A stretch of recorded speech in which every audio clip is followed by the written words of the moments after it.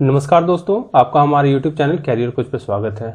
दोस्तों आज हम लोग सोनमाटी कहानी संग्रह के अंतर्गत 9वां कहानी भीतर बाहर का अध्ययन करेंगे। दोस्तों इसके पहले हम लोगों ने 8 कहानी पढ़ लिया है और उससे संबंधित सवाल भी आप लोगों ने बना लिया होगा। दोस्तों तो चलिए आज हम लोग 9वां कहानी भीतर बाहर पढ़ना शुरू करते हैं। सबसे पहले इसमें जो है आपको देखना होगा कहानी का पात्र परिचय, चूंकि इसी सवाल जो होता है दोस्तों वो बनता है। तो इसमें जो मुख्य पात्र हैं वो कौन कौन है, तो लेखक स्वयं है, यानी कहीं ना कहीं ये कहानी जो होगा वो लेखक से ही संबंधित होगा। दोस्तों दूसरा कौन है, तो दूसरा है आपका सिराज। कौन दोस्तों, तो सिराज।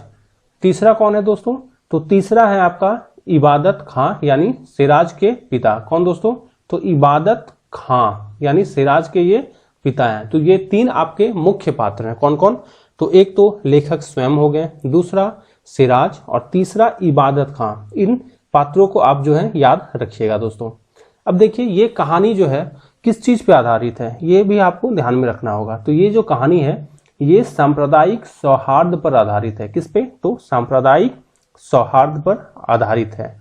अब हम लोग देखते हैं इसका सार संक्षेप, क्योंकि अगर सार संक्षेप आपके दिमाग में होगा दोस्तों तो इससे संबंधित जितने भी सवाल होगा वो आप आसानी से कर सकते हैं। आपको पूरा कहानी पढ़ने का जरूरत नहीं है और अब दोस्तों समय भी नहीं है, क्योंकि समय बहुत कम है। इसमें आप मैक्सिमम से मैक्सिमम रिवीजन ही आपको करना होगा। आपने जो पढ़ा है उसी को आप रिवाइज करें। तो चलिए हम लोग शुरू करते हैं। क्या कह रहा है, यह कहानी वास्तविक घटना पर आधारित है, यानी ये काल्पनिक नहीं है दोस्तों। ये क्या है आपका, तो वास्तविक घटना है। तो ये जो घटना है कहीं ना कहीं लेखक के जीवन में ये घटा है। तो क्या बोला, यह कहानी वास्तविक घटना पर आधारित है जिसके एक पात्र लेखक क्या है, स्वयं है। तो अभी हम लोगों ने देखा था कि मुख्य पात्र में जो है लेखक इसमें स्वयं है। और सोनमाटी कहानी संग्रह के जो लेखक थे वो कौन थे, तो डॉक्टर विनोद कुमार। अब क्या कह रहा है कि डॉक्टर विनोद कुमार हजारीबाग में हुए सांप्रदायिक दंगे और उससे उत्पन्न तनाव का वर्णन किया है। देखिए इस कहानी के लेखक कौन है दोस्तों, तो डॉक्टर विनोद कुमार। डॉक्टर विनोद कुमार रहने वाले कहाँ हैं, तो ये हम लोगों ने देखा था कि डॉक्टर विनोद कुमार जो है उनका जो आपका जन्म स्थान है वो कहाँ है, तो वो आपका दारू हजारीबाग में है दोस्तों। तो वही कह रहे हैं कि डॉक्टर विनोद कुमार जो है वो हजारीबाग में हुए सांप्रदायिक दंगे कहाँ पे हुआ है, तो हजारीबाग में हुआ है और उससे उत्पन्न तनाव का इन्होंने वर्णन किया है। यानी अभी हम लोगों ने देखा था कि ये जो कहानी है वो किस चीज पर आधारित है, तो सांप्रदायिक सौहार्द पर। और इसमें सांप्रदायिक दंगे हुए हैं, कहाँ हुए हैं, हजारीबाग में हुए हैं, उसी का वर्णन है इस कहानी में। लेखक कहते हैं कि भादों का दिन था। देखिए ये भी आपको याद रखना होगा कि जब कहानी का शुरुआत होता है उस समय क्या था, तो क्या समय था दोस्तों, तो ये था आपका भादों का दिन। जलपान खाने का समय हो चुका था। समय भी आपको दिमाग में रखना होगा, किस समय का बात हो रहा है, तो जलपान खाने का समय हो चुका था। मेरे गांव से सटा दूसरा गांव से हल्ला उठा, दौड़ो दौड़ो कुआं में कोई डूब गया है। अब देखिए ये मेरे बोल रहा है, यानी मेरे मतलब किसका गांव, तो लेखक का गांव, यानी डॉक्टर विनोद कुमार का गांव। उनके गांव से सटा एक गांव था, उस गांव में क्या हुआ, हल्ला शुरू हुआ। और वो हल्ला क्या था दोस्तों, उसमें लोग क्या हल्ला कर रहे थे, हल्ला करना मतलब चिल्ला रहे थे जोर जोर से कि दौड़ो दौड़ो कुआं में कोई डूब गया है। ठीक है, और ये कहाँ था, तो जस्ट लेखक के गांव के बगल दूसरे गांव से ये आवाज आ रहा था। दोस्तों आगे कह रहा है, मैं भी दौड़ते हुए वहां पहुंचा। कौन दौड़ते हुए वहां पहुंचा, तो लेखक जो है वो दौड़ते हुए वहां पे पहुंचे। सभी कह रहे थे, क्या कह रहे थे, कि निकालो जल्दी निकालो। ठीक है, क्या कह रहे थे सब, कि निकालो जल्दी निकालो। एक बूढ़ी औरत रोते रोते कह रही थी। अब देखिए एक बूढ़ी औरत जो है वो रोते रोते क्या कह रही थी दोस्तों, तो वो कह रही थी सिरजुआ कैसे डूब गया रे। अब देखिए यहाँ पे नाम लिया जा रहा है, क्या नाम लिया जा रहा है, तो सिरजुआ कैसे डूब गया रे, यानी जो कुआं में डूबा था उस व्यक्ति का, उस आदमी का क्या नाम था, तो उसका नाम था सिरजुआ। हम लोगों ने जब पात्र परिचय में देखा था तो वहां पे एक था आपका कौन, तो सिराज था। उसी को खोरठा में क्या कहा जाता है दोस्तों, तो हम लोग जानते हैं किसी भी नाम में जो है खोरठा में आकार शब्द पीछे लगाया जाता है। तो आपका सिराज का क्या हो गया, सिरजुआ। तो जो आपका बूढ़ी औरत थी वो क्या कह रही है कि सिरजुआ यानी सिराज कैसे डूब गया रे। उसका नाम सुनते ही मौजूद सभी लोगों के आंखों में क्या आ गया, आंसू आ गया। मतलब जो सिराज यानी सिरजुआ का नाम सुनते ही सभी लोगों के जो है आंखों में क्या आ गया था दोस्तों, तो आंसू आ गया था।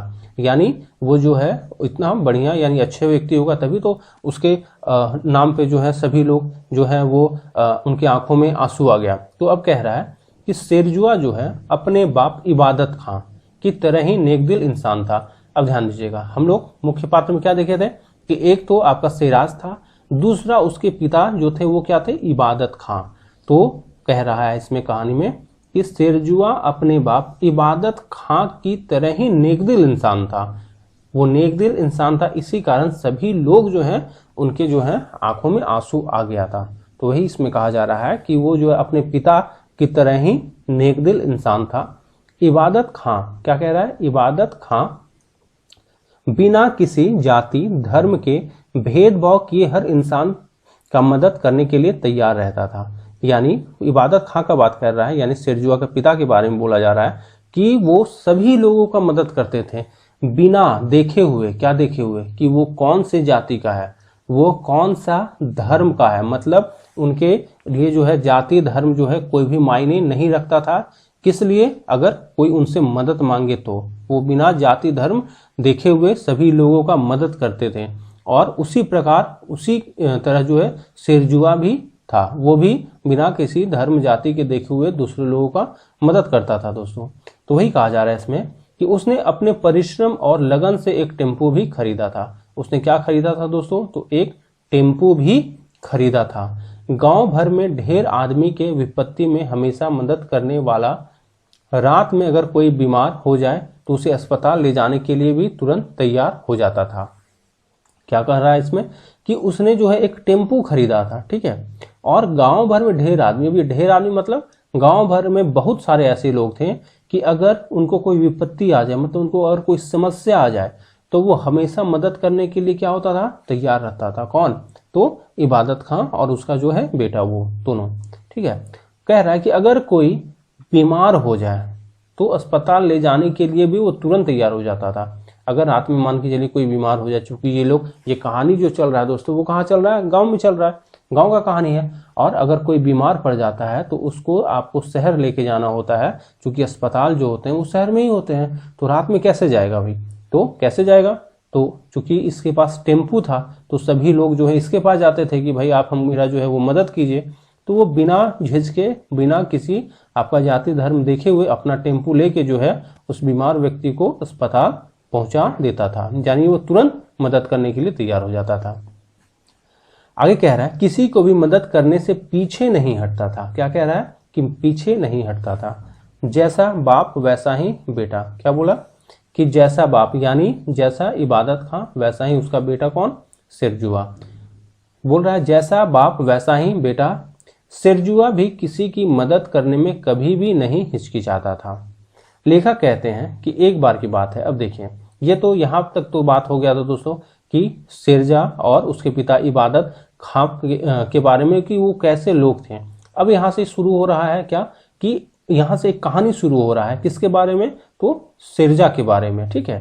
तो उसी कहानी को लेखक यहाँ आपको बताने का प्रयास कर रहा है। क्या कह रहा है कि एक बार की बात है, गांव के लड़के फुटबॉल मैच खेलने के लिए पड़ोस के गांव में अमृत नगर में जाते हैं। अब देखिए सवाल यहाँ कहाँ से बनेगा आपका, एक तो बना आपका यहाँ से कि वो लोग क्या चीज खेलने के लिए गया था, तो फुटबॉल खेलने के लिए गया था, ठीक है। कहाँ गया था, तो बगल के गांव, उस गांव का नाम भी आप याद रखेंगे। तो कौन सा गांव गया था दोस्तों, तो अमृत नगर जाता है। लेकिन हजारीबाग में दंगे होने के कारण धारा 144 लागू कर दिया जाता है। अब देखिए, क्योंकि अमृत नगर से जो है ज्यादा दूर आपका हजारीबाग नहीं पड़ता है, और हजारीबाग में क्या हुआ था, तो वहां पे दंगा हो गया था, और दंगा होने का कारण क्या किया गया, वहां 144 धारा लागू कर दिया गया। आपको 144 के बारे में पता होगा, जब भी मान के चलिए दंगा वगैरह होता है तो 144 लागू कर दिया जाता है। उसके अंतर्गत जो है आपका काफी सारे लोग एक साथ जो है वो इकट्ठे नहीं हो सकते हैं, तो इस प्रकार का वहां धारा लागू कर दिया गया था। ये आप धारा भी याद रखेंगे, क्योंकि यहां से भी एक सवाल बनेगा आपका।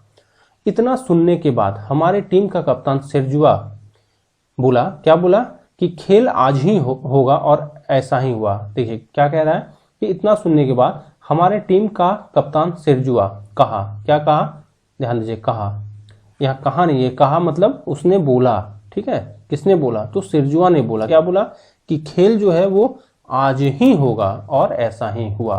अब देखिए एक सवाल यहाँ से ये भी बनेगा कि जो फुटबॉल टीम था उसका कप्तान कौन था, तो कप्तान कौन था, तो शिरजुआ था। ठीक है, और उसने बोला कि भाई खेल तो आज ही होगा। ठीक है, और वैसा हुआ भी, खेल शुरू हुआ। ठीक है, अब जब खेल शुरू हुआ तो थोड़े ही देर बाद क्या हुआ कि रोहित नामक एक खिलाड़ी था। क्या था नाम उसका, रोहित। देखिए ये नाम भी आप याद रखेंगे क्योंकि यहाँ से भी आपका सवाल बनेगा। तो रोहित जो है, रोहित नामक खिलाड़ी जो है उसको चोट लगती है और उसे अस्पताल ले जाना जरूरी होता है। यानी उसको जो चोट लगता है दोस्तों वो गंभीर चोट लगता है। ठीक है, और उसको जो है अस्पताल ले जाना जरूरी हो जाता है। बिना अस्पताल लेके जो है अब काम नहीं चलेगा, उसको दिक्कत हो जाएगा। शहर में दंगे होने के कारण माहौल ठीक नहीं था, क्योंकि अभी हम लोगों ने देखा कि हजारीबाग शहर से ही आपका नजदीक था कौन, तो अमृत नगर गांव। और शहर में क्या हुआ था, तो वहां पे दंगा हो जाने के कारण धारा 144 भी लगा हुआ था और अस्पताल जो था वो कहाँ था आपका, तो हजारीबाग में था। अब इसको अस्पताल लेना भी जरूरी है और शहर में आपका दंगा हुआ, 144 भी लगा हुआ है। तो वही कह रहा है कि शहर में दंगे होने के कारण माहौल ठीक नहीं था, जिसके कारण कोई भी खिलाड़ी रोहित को अस्पताल ले जाने के लिए तैयार नहीं होता है। ध्यान दीजिएगा, क्या बोल रहा है कि कोई भी खिलाड़ी जो है वो रोहित को अस्पताल ले जाने के लिए तैयार नहीं होता है। लेकिन चूंकि रोहित को जो है चोट काफी मतलब ज्यादा लग गया था और उसको जो है अस्पताल लेके जाना जरूरी हो जाता है। ठीक है, तो इसलिए अब क्या होता है कि शिरजुआ जो है वो आगे आता है और रोहित को रिक्शे पर बैठाकर शहर के अस्पताल की ओर ले जाता है। अब ध्यान दीजिएगा, कोई भी खिलाड़ी, उतने सारे दो टीमों में जो खिलाड़ी लोग थे, कोई भी खिलाड़ी जो आगे नहीं आता है कि हम इसको जो है रोहित को जो है वो अस्पताल लेके जाएंगे, क्योंकि वहाँ माहौल ठीक नहीं है। लेकिन शिरजुआ जो है, इसका हिम्मत देखिए आप, इसने जो है क्या बोला कि हम जो है इसको लेके जाएंगे और इसको जो है वो रिक्शा पर बैठा के शहर के अस्पताल की ओर ले जाता है। तो यहाँ से एक सवाल ये भी आपका बनेगा कि वो किस चीज से लेके जाता है रोहित को, तो कैसे लेके जाता है दोस्तों, तो ये जो है आपका रिक्शा पर बैठा के लेके जाता है। ठीक है, कुछ दूर आगे जाने के बाद रिक्शा वाला आगे जाने से इनकार कर देता है। क्या कह रहा है कि कुछ दूर के बाद जो है रिक्शा वाला जो है दोस्तों वो इनकार कर देता है। क्यों, क्योंकि वहां पे आपका धारा 144 लगा हुआ था हजारीबाग में, वहां पे दंगा हुआ था।